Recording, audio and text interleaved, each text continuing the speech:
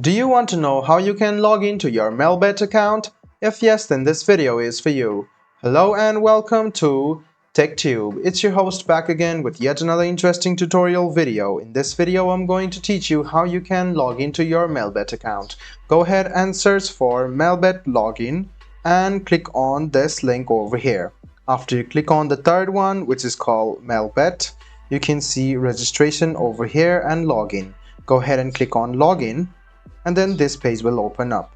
You can either log in using phone number or your email ID. So if you want to log in using your phone number, go ahead and write down your phone number over here and then write down your password in this box. Make sure to check your password once by clicking on this icon over here, and after that click login. This way you can easily log in using your phone number. While in the case of email address or ID, it goes the same. Go ahead and write down your email address or ID in this box over here, and then write down your password on another box. Check your password once and then click login. This way you can log into your Melbet account. If you have forgotten your password and want to recover it, you can do so by clicking on this link. You can click on remember me and you will be remembered next time. And if you don't have an account yet, you can click register and create your account now.